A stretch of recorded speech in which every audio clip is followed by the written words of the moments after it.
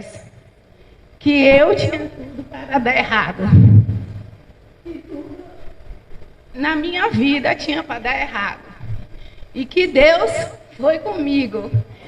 E a irmã e o irmão vêm aqui e falam praticamente a mesma coisa em palavras diferentes, né? Então, uma coisa eu só tenho a dizer.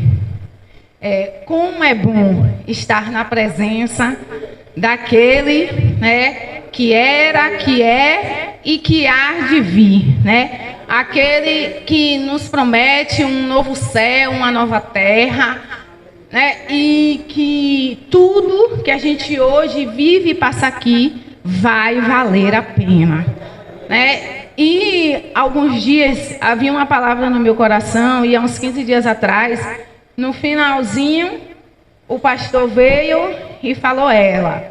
É uma palavra conhecida dos irmãos, que dizem, não precisa os irmãos abrirem a palavra, que é Mateus. Eu não sei nem se eu vou contar, que eu estou tão emocionado, que foi bênção, louvado seja Deus. E Deus, ele, quando Ele fala, Ele garante, louvado seja Deus. Oh, Espírito Santo de Deus, louvado seja Deus. Às vezes que muitos não entendam, venham palavras sem sabedoria, ou da boca para fora, mas quando Deus fala, meus irmãos, oh, Espírito Santo de Deus. Aleluia!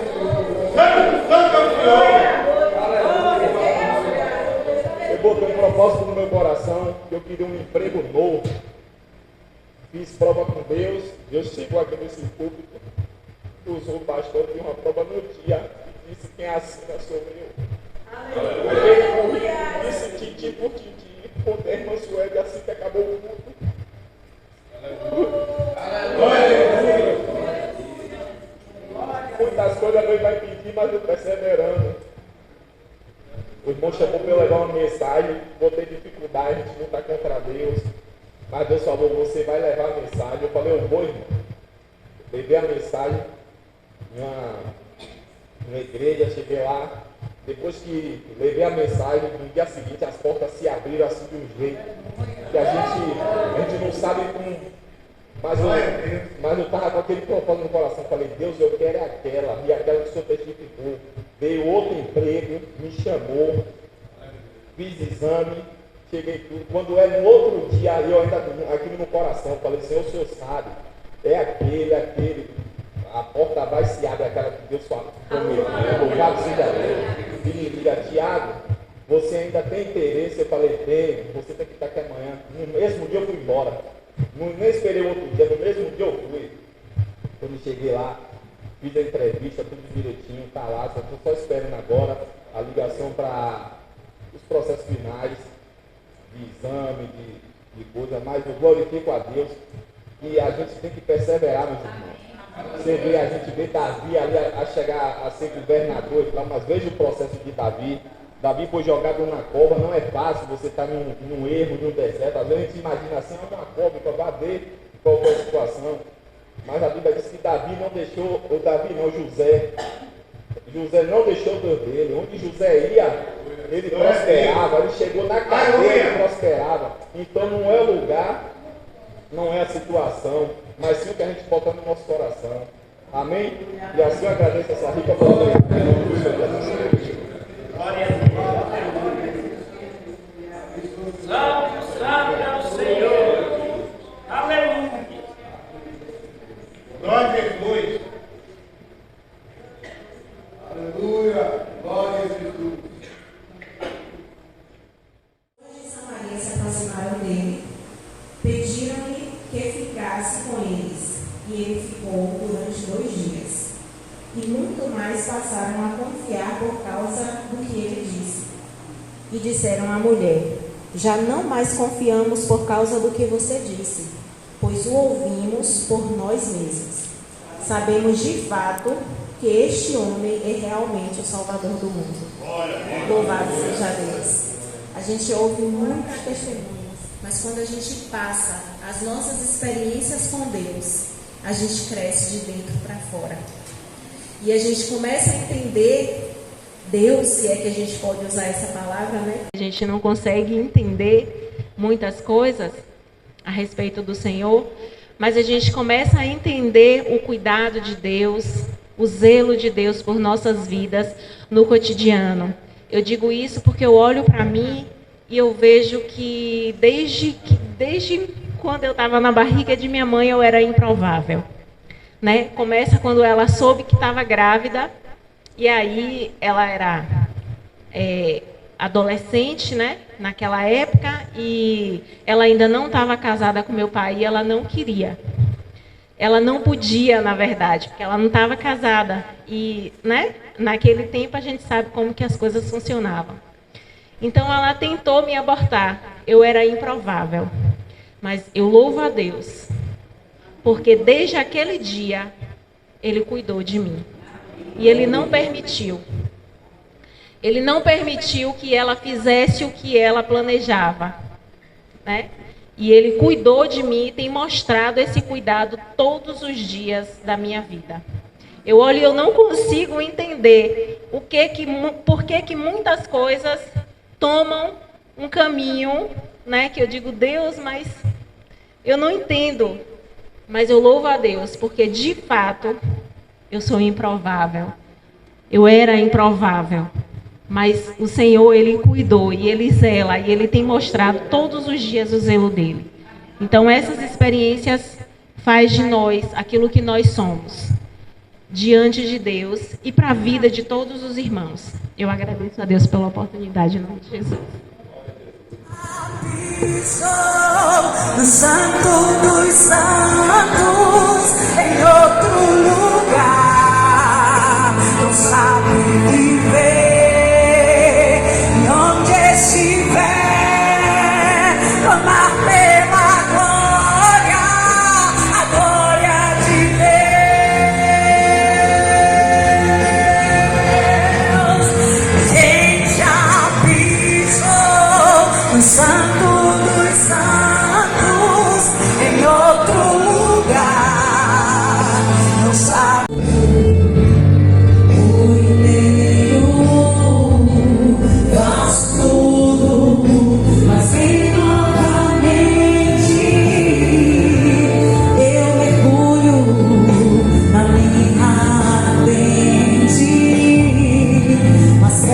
Tua presença aumente, e se eu passar, eu quiser,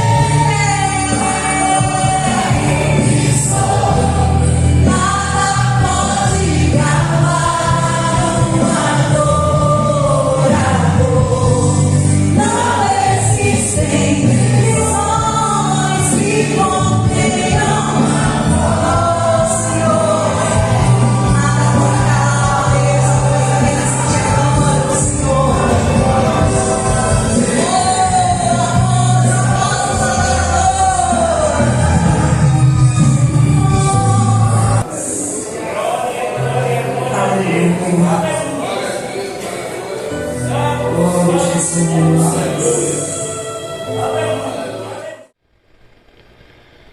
É o livro de um homem sábio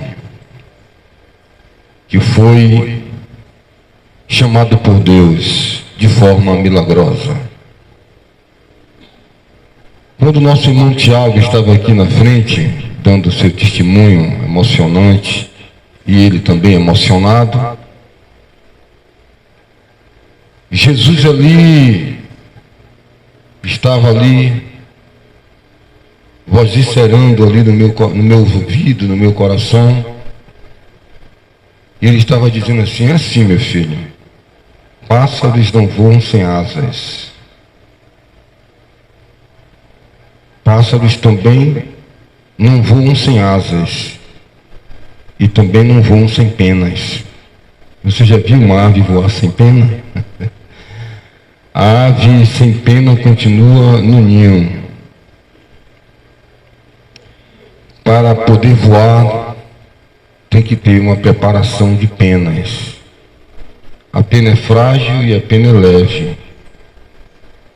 Então não é preciso ter só asas. A nossa irmã Márcia, ela disse, olha, eu era um 0 à esquerda. Né? O 0 é um número que não tem valor, mas dá valor. Se você colocar o número 1, sem o 0 é só 1. Mas se você acrescenta o 0 é 10. Se acrescenta outro 0 é 100. Mas outro 0 é 1000. Se colocar mais 3 zeros é 1 milhão. Mais 0 bilhões. Mais 0 trilhões. Mais zeros quatrilhões. Então se a gente for esse 0 e Jesus foi 1, vai dar tudo certo. E o Evangelho, irmãos, não é um clube social que a gente se preocupa se vai ser com soda ou sem soda. O café vai ser com leite ou sem leite. O ajuntamento do corpo de Cristo não é uma decoração ou uma vontade própria de um administrador. É uma espera paciente de que Deus, pela sua palavra, trabalhe na vida de cada um de forma particular, íntima. Né? A irmã estava aqui falando que a última novela que ela assistiu foi a novela O Clone. E Jesus, ele não trabalha com clones.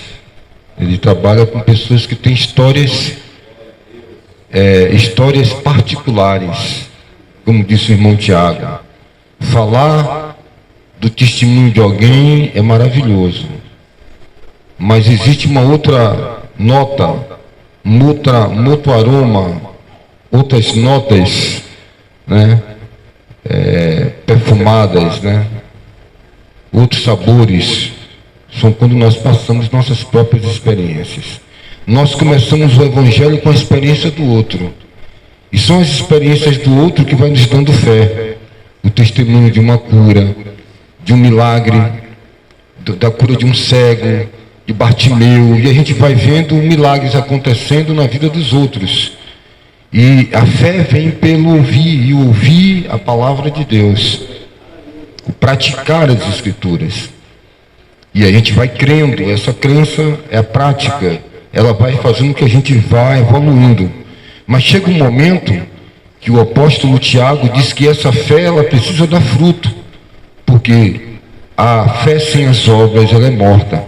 Nós vamos evoluindo, vamos crescendo e chega um ponto que nós temos que dar os nossos frutos. Ou seja, nós temos que ter experiências para contar nossas histórias. O livro de Eclesiastes é um livro da história de um homem, a história do homem, em busca de respostas.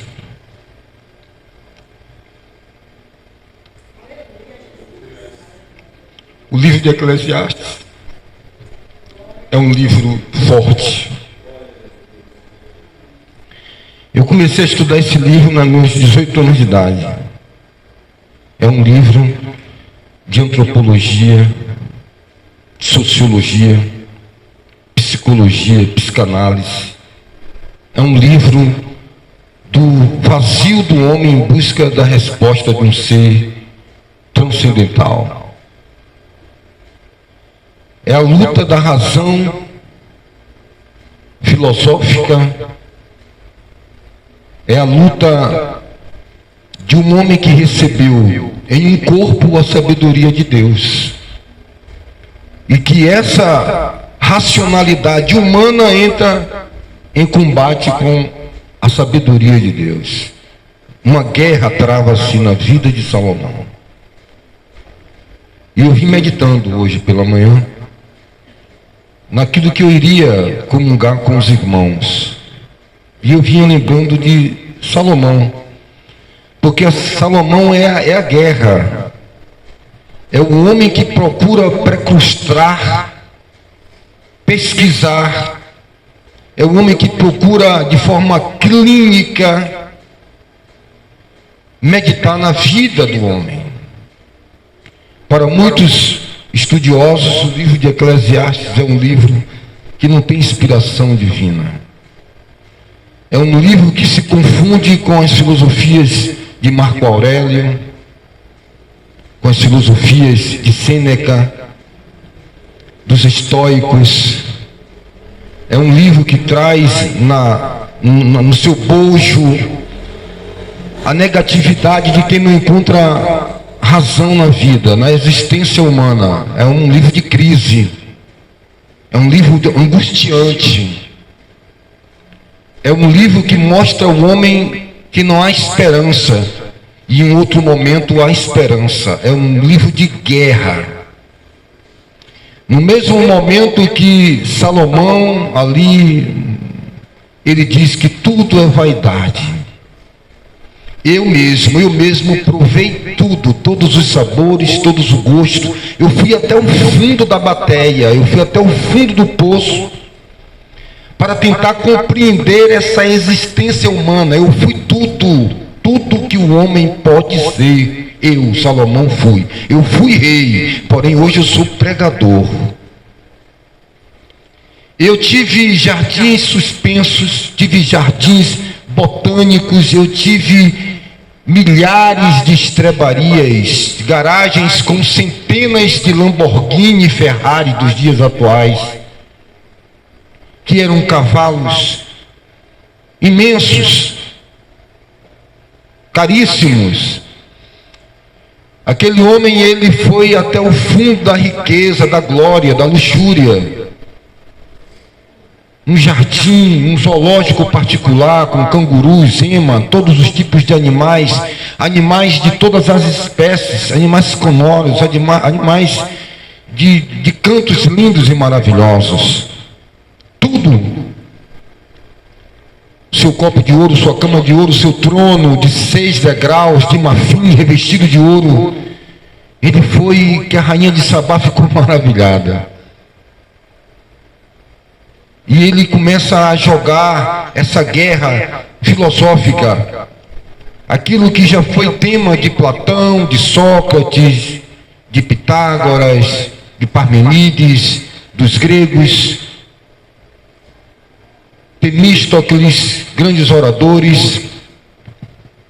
E aí ele vem como Jó nas suas palavras de questionamento, onde Deus uma hora chega para Jó e pergunta: quem é você, Jó? Você viu Aldebaran, viu a constelação de Órion? Você viu quando foi que a cabra mampesca pariu? E Salomão, ele traz esse cenário, um livro desafiador, um livro de difícil compreenditude. E Salomão, ele começa a observar de profundo a vida do homem, de toda a sua história. Verdadeiramente uma pessoa que deseja alcançar a sabedoria, ela vai ler o livro de Provérbios de Salomão. Um livro desse que eu já perdi as contas de quantas vezes eu li, 400, 500 vezes, e por aí afora vai. O livro de Eclesiastes não fica para trás, é um livro que vai dar equilíbrio à sua vida. É um livro que encerra com uma palavra que daqui a pouco a gente vai relatar. Como nós observamos aqui, Salomão, ele, já no capítulo 3, quando ele deflagra sobre o Cronos e sobre o Kairos, nesse capítulo onde ele vai falando do viver morrível, do viver humano, apegado à terra. Alguns historiadores dizem aqui que Salomão, ele estava em um período hedônico, do prazer. Ele começa a mostrar os detalhes da vida humana, do que vale a pena, do que é o viver do homem na terra. E ele vai colocando ponto de interrogação, ele vai se definhando, ele vai se angustiando. Uma hora ele entra em Deus, outra hora ele sai de Deus, outra hora ele entra de novo no abismo, outra hora ele sai do abismo. É a luta do homem que busca o equilíbrio dos altos e baixos, do tratar de Deus na vida do homem. Chega um momento então na vida do homem, como na vida de Salomão, que ele vai vendo que tudo é apenas detalhe, tudo vai passar. Ele diz, olha, vaidade de vaidade, tudo é vaidade, tudo é vaidade. Ele é o rei, ele tem ouro em pó. O ouvido não se cansa de ouvir, né? Assim como os olhos não se cansam de ver, tudo é enfado. É um livro, as palavras que faz o homem desacreditar da própria vida, de não ter mais estímulo para viver, de conquistar nada. Ele está dizendo, essa é a naturalidade humana, vaidade, volta ao pó. De que tem um homem prazer no seu trabalho, ele vai trabalhar e vai deixar para outros que vão comer depois dele. Qual é o prazer que o homem tem do seu trabalho, se não dá a ele o que ele quer comer, de saciar, de ter o fruto do seu trabalho? Vai, come, goza do fruto do seu trabalho. Você não sabe das fortunas que você acumula, quem vem depois de você e vai destruir tudo. Salomão é o homem observador, é o homem empírico. Ele aprende pela sua própria experiência. É a voz de todos nós. É a voz de todo homem que faz um mergulho para dentro de si mesmo e vem com todas essas questões, porque são as questões humanas.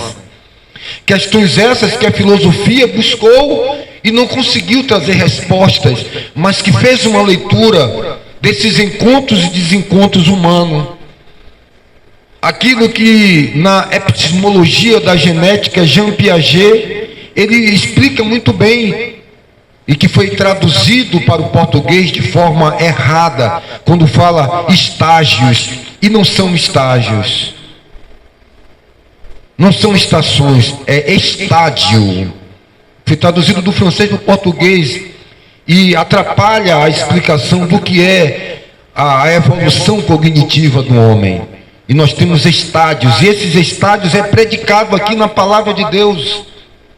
Os momentos em que nós queremos de uma forma, nós queremos administrar de um jeito, e Deus vai tirando de um só golpe, através das vicissitudes da vida, Ele vai batendo para tirar tudo aquilo que não vai trazer evolução e que vai atrapalhar essa edificação, esse crescimento que Paulo fala aos Efésios, que Deus vai edificando, construindo você para ser um edifício onde as juntas são todas colocadas à medida de Deus, para que cheguemos à estrutura da maturidade do varão perfeito que é Cristo Jesus.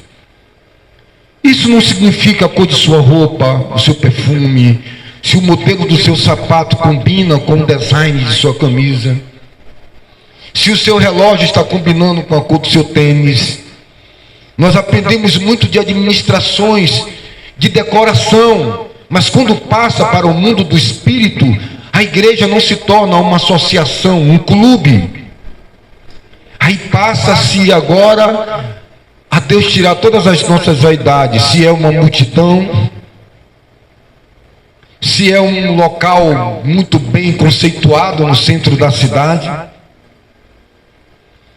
se é um lugar que é bem confortável.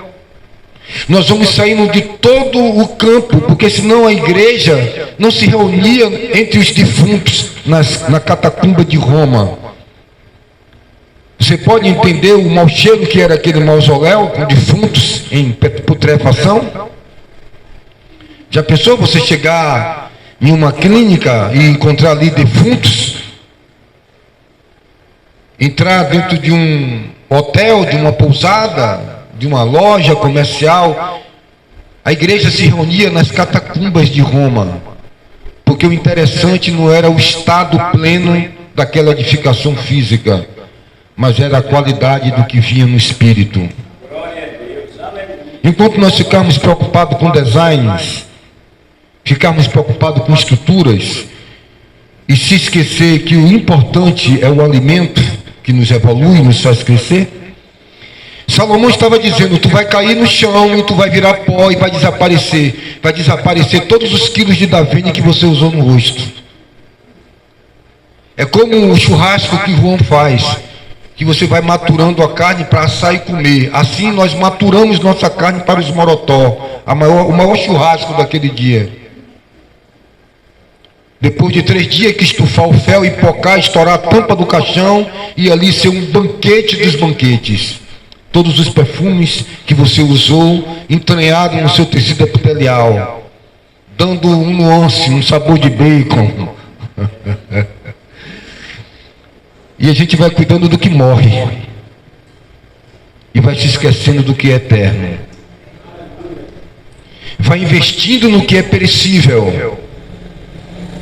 Salomão, ele não vai dar tempo, porque são 12 livros, são 12 capítulos. E cada capítulo, cada versículo, para você compreender ele, vai depender de 1 ano de estudo. Para você que é muito rápido, para você que é muito fugaz, efêmero, artificial, que busca respostas imediatas, você dificilmente vai evoluir no mundo espiritual, porque o mundo de Deus requer tempo. O desespero pertence ao seu cronos, ao seu tempo. Você está sempre correndo, porque a morte pode chegar ainda hoje, antes de dar meio-dia. Então você corre desesperado, porque tem que ter tempo de comprar o que é melhor, o melhor carro, a melhor casa, o melhor bocado de coisa. Mas Deus, ele não perde o tempo, porque ele é o Deus de todo o tempo, contra o tempo, atemporal, dentro do tempo, fora do tempo, linear. Ele está acima do tempo, mano. Ele trabalha certinho. Enquanto para nós é o desespero, para ele é o controle de tudo, dentro da sua soberania, onde ele vai tratando e dizendo: chegou o tempo aqui, agora nasceu pena. E mesmo depois das penas, a águia ainda quer resistir, porque é o gostoso de uma vida que está dentro da sua esfera de conforto. Aí a águia vai e pega aquela filhote de águia, chega a 300 metros de altura, em uma altura infindável, e solta aquela águia que com os ventos, ela não quer bater a asa, e vai batendo asa com preguiça, porque dói, é confortável, estava muito quietinha, todo dia comida no biquinho. E aí quando aquela águia preguiçosa não quer bater a pena, que vai se esborrachar, a águia vem por debaixo, pega ela e sobe de novo.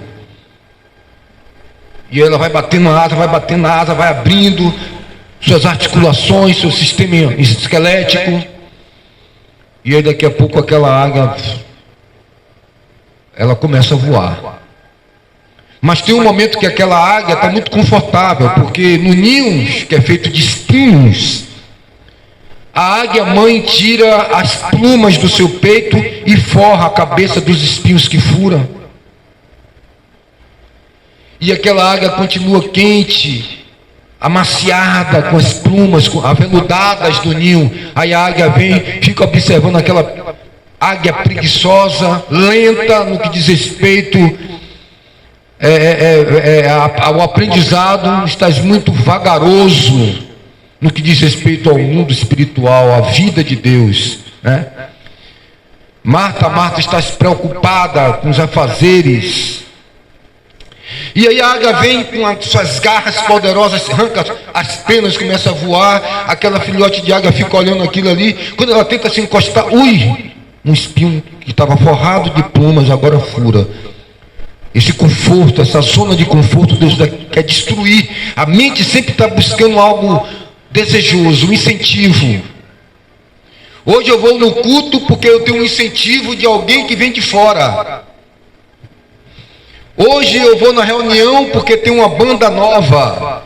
Hoje eu vou na aula porque tem uma palestra de um professor diferente. A gente sempre vai buscando lenitivos para nos incentivar. Vamos presenteando, vamos tentando comprar o amor do outro, vamos tentando ser aceito na sociedade, nos moldando, nos retalhando, fazendo a vontade do outro, moldando-se conforme um sistema, e a gente vai se retalhando, a gente vai de encontro, a gente vai se desfazendo e sendo o formato de um mundo, quando as escrituras dizem: não vos conformeis com o mundo, mas transformai-vos em Cristo, pela renovação de um novo entendimento, de uma nova forma de ver pelo Espírito, quando Salomão estava vendo apenas através de todos dos questionamentos humanos. Ele chega a dizer, olha, não é do que corre a vitória. A ocasião acontece a todo mundo. Tem pessoas que estão estudando a vida toda e está em um trabalho de ajudante, não desfazendo de que o ajudante não seja importante, mas ele estudou para ser um engenheiro, estudou para ser um doutor, mas a vida não deu oportunidade. Ele colocava essas coisas dentro de um cotidiano da vida, e a sorte vem para todos. Ele estava tão decepcionado. A sua fala é uma fala pesada, cheia de angústia, onde ele não tinha mais prazer, onde ele chegou ao fundo do poço, e Deus ia deixando Salomão, através da sabedoria, precrustar essa vida, onde ele mesmo diz, uma vida vazia, sem sentido. Para que eu quero esse castelo, esse palácio? Eu vou morrer, eu estou indo embora. E ele tenta mostrar os valores da vida. Aqui nesse capítulo 3, versículo 14, ele diz, eu sei que tudo quanto Deus faz durará eternamente. Sim, o que Deus faz dura eternamente. Nós humanos somos pó e vaidosos. Porém Deus nos criou. E nós somos eternos. Momentos que dava a fagulha humana do vazio e das questões, o porquê isso, o porquê daquilo, porque eu não entendo isso. Ele vai falando das injustiças. No capítulo 4, versículo 1, ele disse, vi ainda, no versículo 16 do capítulo 3, vi ainda debaixo do sol, que no lugar do juízo, onde deveria haver justiça, reinava a maldade, e no lugar da justiça, mais maldade ainda.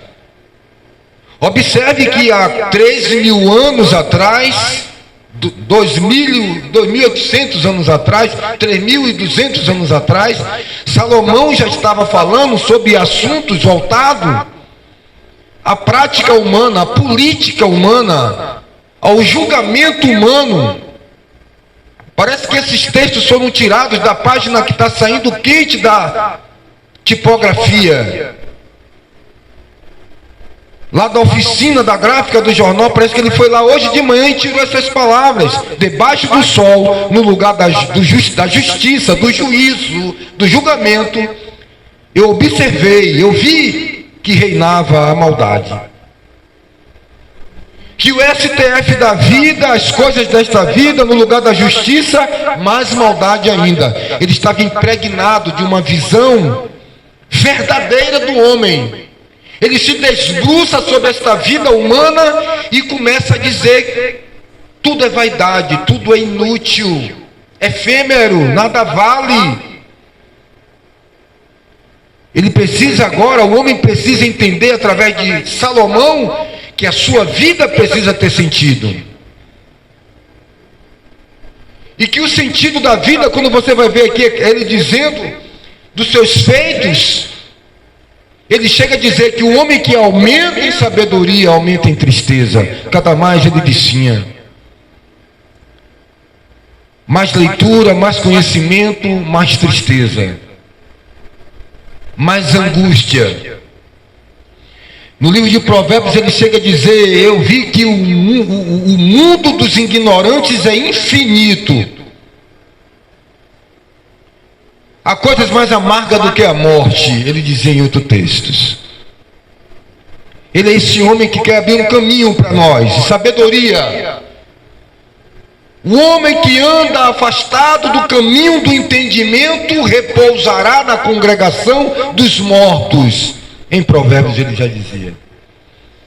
Que não é do homem que caminha o escolher os seus passos. Em outros textos ele diz, olha filho meu, busca a sabedoria, porque ela é mais valiosa do que um colar de diamante pendurado no pescoço. Se você se converter, o Espírito vai lhe trazer sabedoria para a sua vida. A sabedoria, ela serve como escudo protetor. Se existe uma coisa que você deve buscar em sua vida, busque a sabedoria. Busque o bom siso. Busque o bom conselho. Ele chega a dizer que há coisas que aos olhos dos homens parece ser boa, doce, mas o final é amarga, é morte. O escolher do olhar, do vaguear dos olhos. Abraão chegou para Ló e disse: escolhe aqui agora o caminho que você quer seguir. E Ló escolheu as campinas verdejantes do Jordão. Abraão não estava preocupado, porque Abraão tinha dentro dele o sentido da vida, de um Deus que faz planta nascer sobre pedras, que não importa onde eu esteja, qual seja o lugar, se eu sou e tenho dentro de mim o sentido da vida e o próprio Deus, onde eu estiver, vai prosperar. José aprendeu isso quando seu filho nasceu. Quando Efraim nasceu, ele disse: eu vou colocar o nome dessa criança aqui. Foi falado hoje sobre pessoas, irmãos que nasceram e que não era contra toda a possibilidade, toda a expectativa, todo o sentido da vida, daquele momento na vida de alguém que estava ali sendo mãe, estava vindo de encontro a projetos, a coisas não programadas dentro de uma visão humana, mas Deus trabalha contra toda a programação humana. E quando nasceu aquela criança ali, ele disse: olha, o nome dele vai ser, onde ele estiver, na escola, na rua, quando chamarem ele aqui na porta de casa e dizer: ô mãe, fulana, aquele que me fez prosperar na terra da minha aflição está aí. Ou na hora da escola que dizia: João presente. Aí quando chamavam o nome dele dizia: Deus me fez prosperar na terra da minha aflição. Ele presente, nome cumprido. Toda vez que José chamava seu filho, ele dizia: Deus me fez prosperar na terra da minha aflição. É um memorial vivo, andando, ambulante. Como eu falei aqui sobre Isaac em relação a Sara, sorriso, semana retrasada eu falei. Irmãos, essa saga de Eclesiastes aqui, cheio de textos aqui, confrontadores, textos que entram dentro de você para te confrontar, para você questiona. Ele diz: atenta para as obras de Deus, pois quem poderá endireitar o que ele fez torto? No dia da prosperidade se alegre, no dia da adversidade considera, porque Deus fez assim, este como aquele. O homem nada descobre do que há de vir depois dele. Não tem bola de cristal, não tem cartomante, não tem inteligência artificial. É aqui agora, no controle, Deus na frente e o seu zero ao lado, fazendo somar. Quando você lê o versículo de número 1 de Eclesiastes, e você lê no capítulo 4 ele dizendo: vi ainda todas as opressões que se fazem debaixo do sol, as desigualdades sociais, muitos latifundiários cheios de terras e outros lá vasalos e suceranos. Ele disse: não há nada de novo debaixo do sol. O que você acha que é novo, uma tecnologia, já existiu antes. É essa aí a tônica, meu filho. Você nasceu agora, está pensando que vai existir justiça, que vai existir um futuro brilhante, um grande estadista como John Kennedy, que vai ser morto, porque vai de encontro a uma nova ordem mundial, vai de encontro a um projeto expansionista, imperialista americano. Ele vai morrer, vai ser boi de piranha. Foi assim e sempre será assim, não há nada de novo debaixo do sol. Há alguma coisa para você dizer: vê, isso é novo? Não há. E ele diz: eis as lágrimas dos que foram oprimidos, sem que ninguém os consolasse. Vi a violência na mão dos opressores, sem que ninguém os consolasse. Sociologia, política, antropologia, a história do homem, a história das guerras, da contenda, daquilo que Tiago diz. De onde vêm as guerras? De onde vêm as contendas? Não vem dos desejos errados, dos sentidos errados? Pede pede, não recebe porque pede mal. A vaidade dos sentidos das grandes artistas, dos grandes estilistas. Essa semana morreu uma das estilistas que criou a mini saia, porque queria uma maior ventilação, uma maior flexibilidade na vida do gênero feminino, onde trouxe quebra de padrões, escândalos, sensualidades e todo tipo de coisas que desagradam a Deus.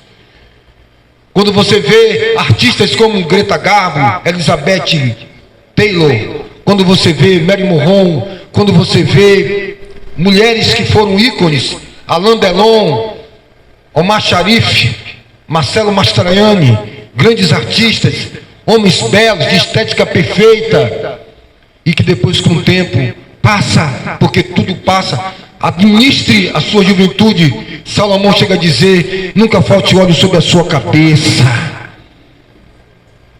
Esteja sempre alva as suas vestes. Esteja cheio do Espírito Santo. A isso me faz alusão lá, Lamentações de Jeremias, no capítulo 3, que ele diz: bom é para o jovem, no fulgor da sua vaidade, se assentar sobre uma pedra e ficar quieto ali em silêncio. As testosteronas estão explodindo, elas não se convertem. E Deus já esperando você atingir uma maturidade para derramar uma glória maior, para que não se perca esse brilho. Ele vai maturando o Moisés aos 80 anos, para depois ir mais 120 anos. Na questão dos espinhos lá no ninho, Deus ele olha para Saulo e diz: olha, dura contra ti bater de frente contra o que fura. A palavra que fura, e nós pegamos uma lixa e sempre ciscamos na frente da ponta, tentando cegar, tentando correr na frente, querendo acelerar um processo, querendo ser um parto prematuro. Aquilo que nos fura, ficamos através de uma mente ladina arranjando um porquê. Um porquê eu estou casado, é porque ela tem os seios bonitos, umas nádegas bonitas. Por que eu estou casado? Porque ele paga de uma certa forma as contas. Como é que eu vou viver sem ele? Por que eu estou com ela? É porque ela tem condição de pagar as prestações do condomínio. O homem sempre vai procurando um porquê para continuar. É isso que a sociedade nos ensina. E é isso que Salomão, nas suas questões, vem destruindo, dizendo: tudo se dissolve. Tudo é passageiro, tudo é lenitivo. Passa, acaba. E na apoteose de tudo isso, ele diz aqui no versículo 4: então vi que todo o trabalho, toda a destreza em obras de ourives, em obras, em construções civis, um Oscar Niemeyer, um Burle Marx, aos grandes paisagistas, como Lúcio Costa, urbanista, grandes obras faraônicas. Ele diz aqui, ó, toda obra, todo trabalho, toda destreza de um quadro de Cavalcante, Paul Cézanne, o melhor perfumista. Ele chega a dizer que uma mosca morta destrói todo o perfume de um perfumista.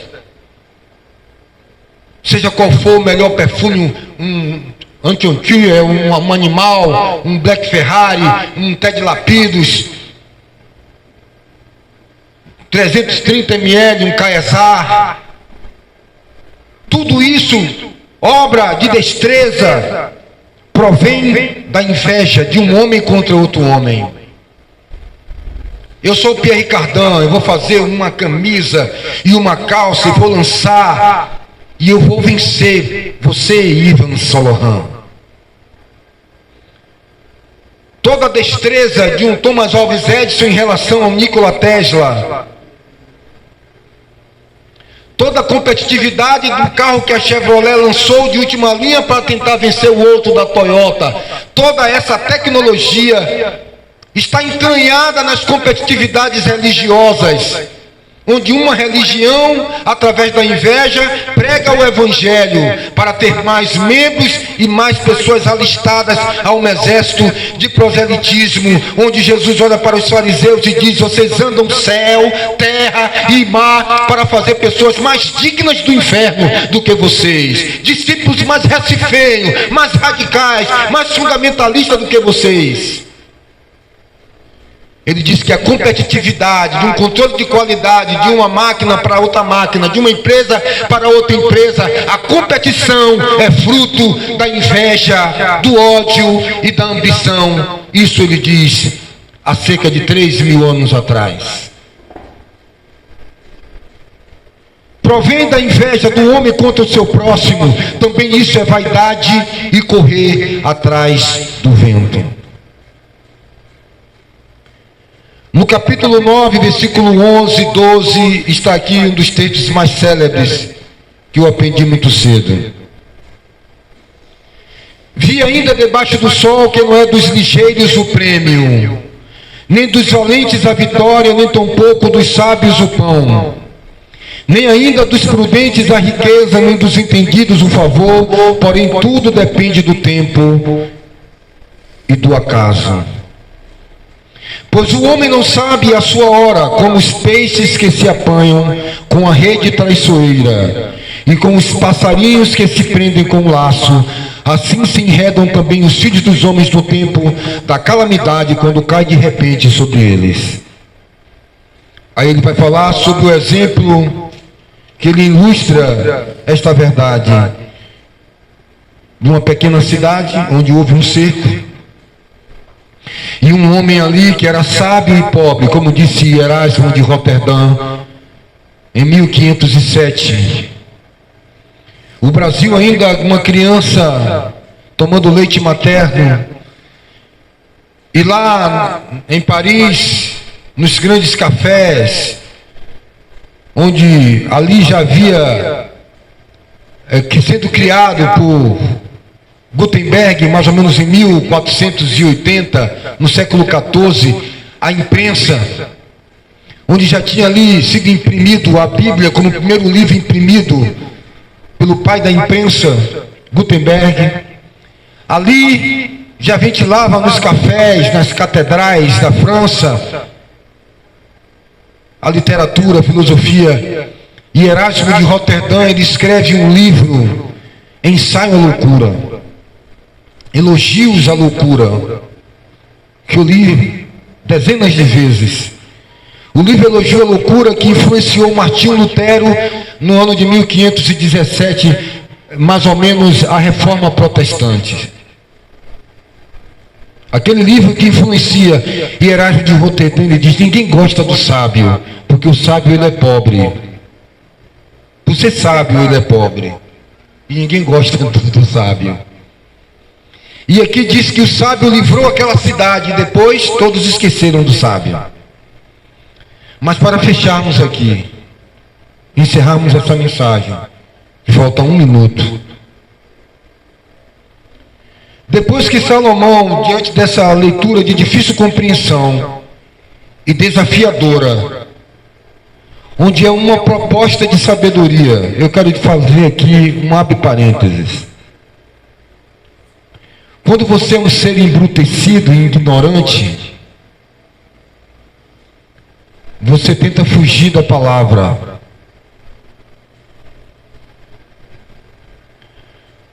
Um dos maiores indícios que você é um ser que não está evoluindo é quando você escolhe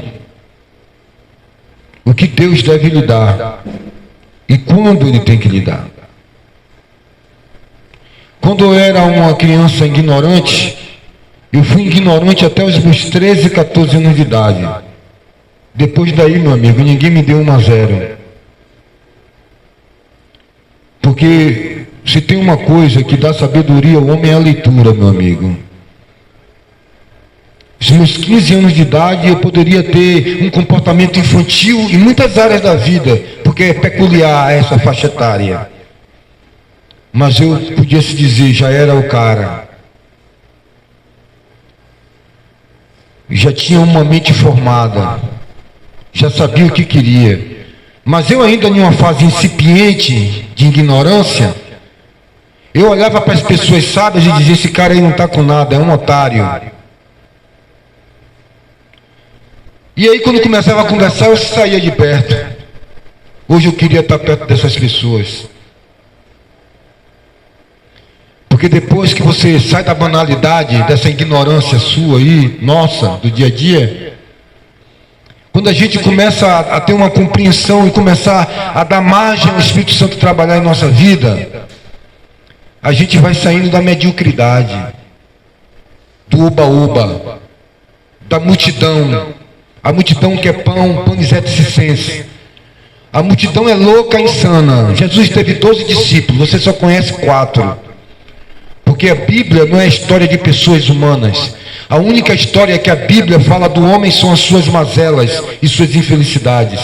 A Bíblia aqui não é colocar homens em cima de tronos ou em cima de altares, em cima de pódio. Existia 12 discípulos. E os que aparecem não significa que os outros eram inexpressíveis. É que as Escrituras ela não trabalham para inflar egos. Ela trabalha buscando a glória do Pai, buscando um Deus sempre acima, sempre reinando, sempre soberano, sempre organizando, nunca derrotado.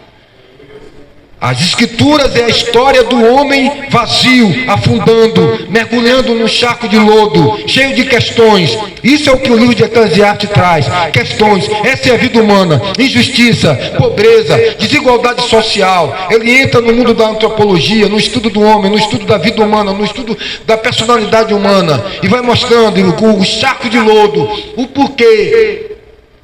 E no final de tudo, na sua apoteose do Espírito, ele diz para todos nós, no versículo 12 do seu capítulo 12, demais, filho meu, atenta, não há limites para fazer livros, e o muito estudar é enfado da carne. De tudo que se tem ouvido, a suma é, teme a Deus e guarda os seus mandamentos, porque isto é o dever de todo homem. Porque Deus há de trazer a juízo todas as obras, até as que estão escondidas, quer sejam boas, quer sejam más. De tudo que se tem ouvido, o resultado é isso aqui. Deus há de trazer a juízo todas as obras, até as que estão escondidas, quer sejam boas, quer sejam más.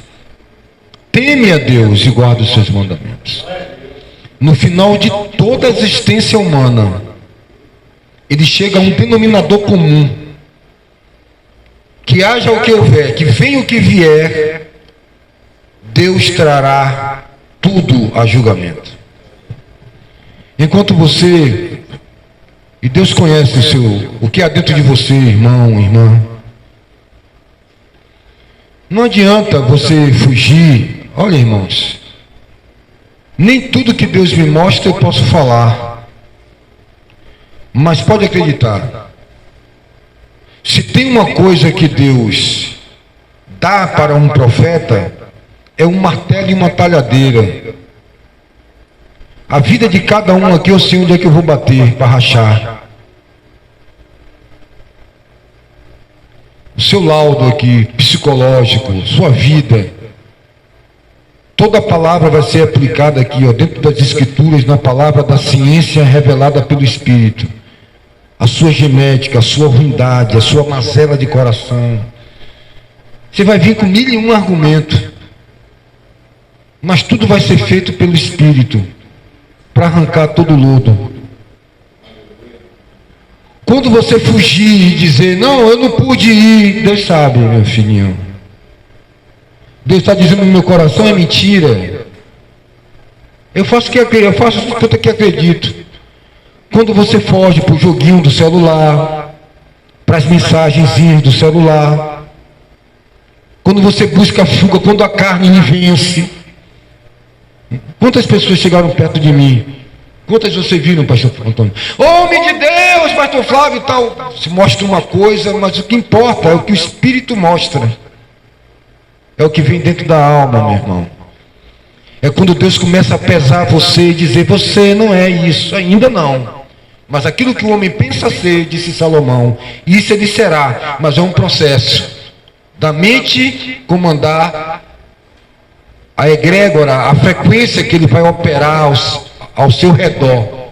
Positiva, negativa, de vitória, pensar nas coisas santas, boas, puras, no que for bom, no que for de cima, nisso pensai. Traga essa atmosfera para o seu campo, do seu vórtex, do seu coração.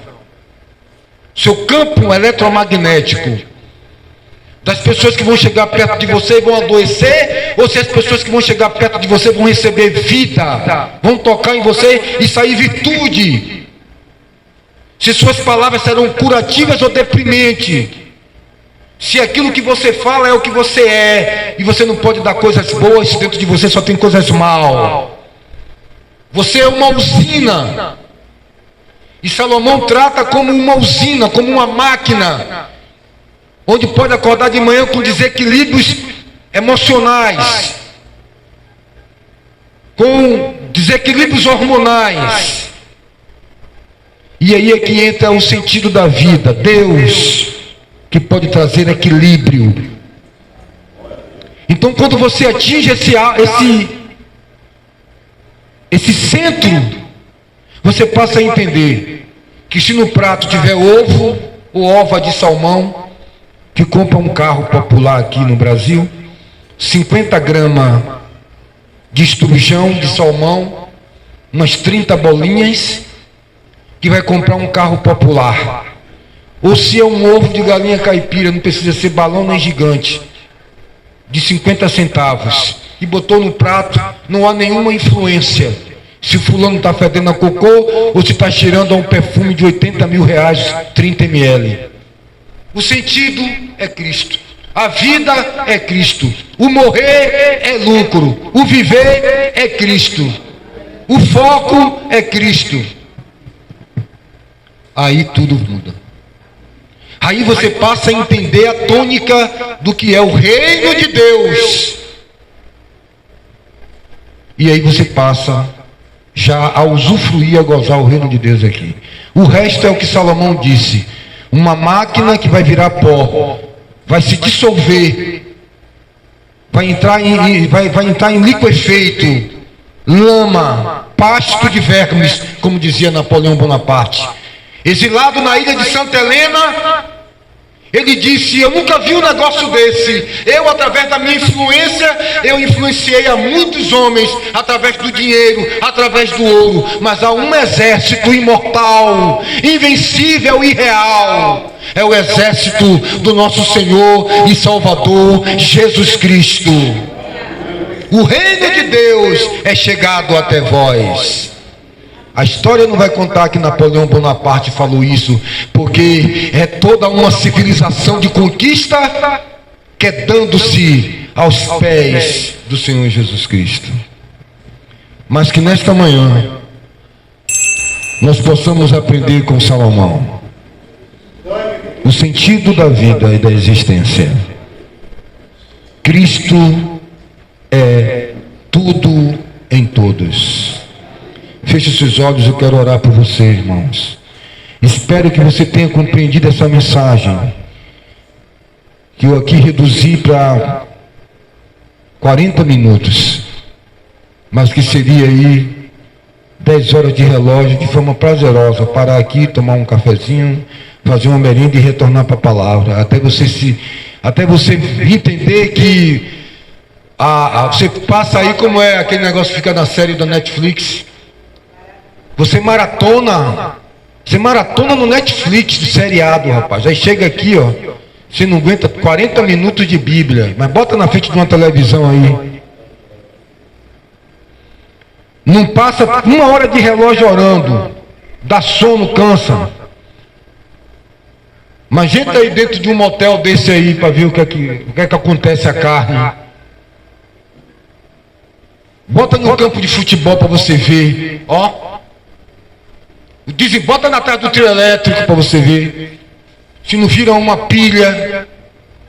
Mas os demônios, sua carne, faz você fazer como o imã faz com os polos, se retrai.